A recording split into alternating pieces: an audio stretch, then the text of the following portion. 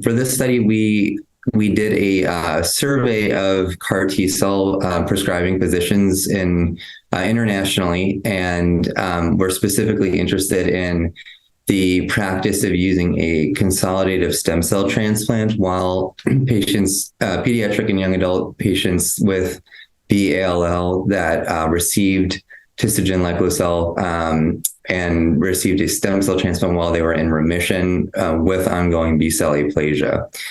And we ended up getting 67 responses from these CAR T-cell prescribing physicians, and found that for most people, they did consider patient factors when thinking about doing a stem cell transplant. They did not consider as much donor factors for a consolidated stem cell transplant.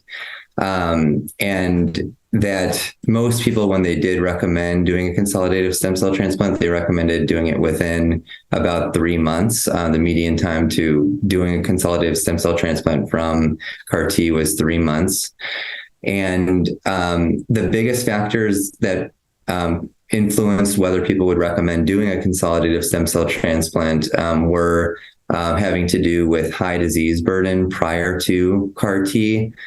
So we saw relatively high percentages of patients recommending consolidative stem cell transplant if pre-CAR T there were presence of peripheral blasts, if there were over 25% bone marrow blasts or over 50% bone marrow blasts pre-infusion. And then from a response to chemotherapy standpoint, having primary refractory disease or having an M3 marrow after reinduction for patients who had experienced relapse, and that was their indication for transplant. Those are also strong predictors for who would recommend or what factors would make people recommend doing a consolidative stem cell transplant.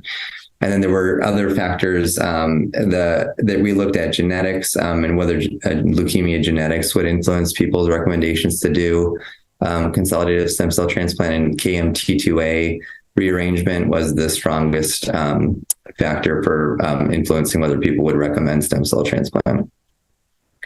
And so I think going forward, there's more data from this to analyze, but it looks like patients more than donor factors influence people's decisions to recommend consolidative stem cell transplant. And the strongest factors had to do with disease burden, chemotherapy refractoriness, and then KMT2A genetics.